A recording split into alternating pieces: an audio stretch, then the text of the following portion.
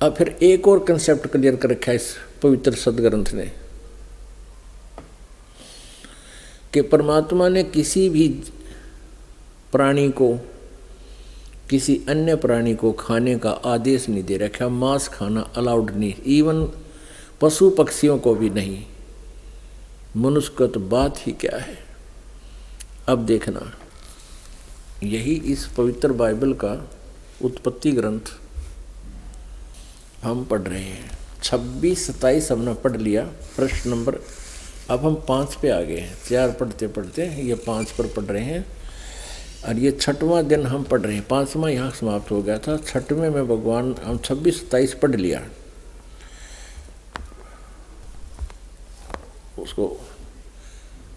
तब परमेश्वर ने मनुष्य को अपने स्वरूप के अनुसार उत्पन्न किया। अपने स्वरूप के अनुसार परमेश्वर ने उसको उत्पन्न किया, नर और नारी करके उसने मनुष्यों की सृष्टि की। हाँ। फिर परमेश्वर ने उनसे कहा, सुनो, जितने बीज वाले छोटे छोटे पेड़ सारी पृथ्वी के ऊपर हैं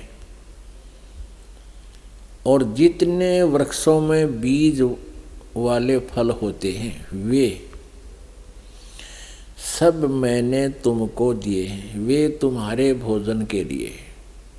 इसमें फाइनल कर दिया 29 नंबर श्लोक में, वाक्य में, कि परमेश्वर ने उनसे कहा, मनुष्यों से, सुनो, जितने बीज वाले छोटे छोटे, यहाँ से देखो कोई सोचेगा कि 28 माना पड़ा। और परमेश्वर ने उनको आशीष दी और कहा, और उनसे कहा कि फूलो फलो, मनुष्यों को पृथ्वी में भर जाओ और उसको अपने वश में कर लो, और समुद्र की मछलियों और आकाश के पक्षियों और पृथ्वी पर रेंगने वाले सब जंतुओं पर अधिकार रखो। यानी उनका तुम उनसे बुद्धिमान बने रहो, उनका कंट्रोल रखो। जैसे हाथी, शेर, रीछ, भालू सर्कस में बांध कर उनको नचाने लगे मनुष्य, खाने को नहीं कहा। फिर परमेश्वर ने उनसे कहा, तुम सुनो, जितने बीज वाले छोटे छोटे पेड़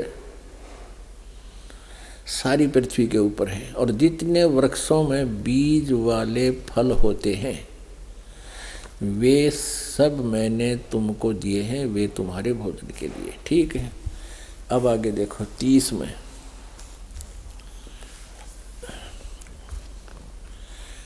और जितने पृथ्वी के पशु और आकाश के पक्षी और पृथ्वी पर रेंगने वाले जंतु हैं, उनमें जिनमें जीवन के प्राण हैं, उन सब के खाने के लिए मैंने सब हरे हरे पेड़ दिए हैं।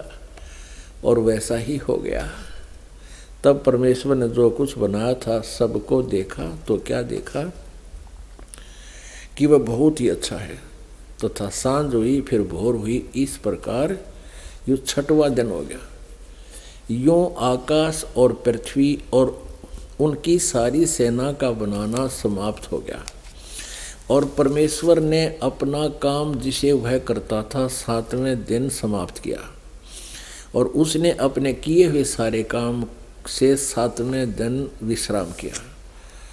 और परमेश्वर ने 7वें दिन को आशीष दी और वो पवित्र ठहरा। 7वें दिन परमात्मा ने विश्राम किया। अच्छा, अब इस यहाँ तक विचार करने की बात है।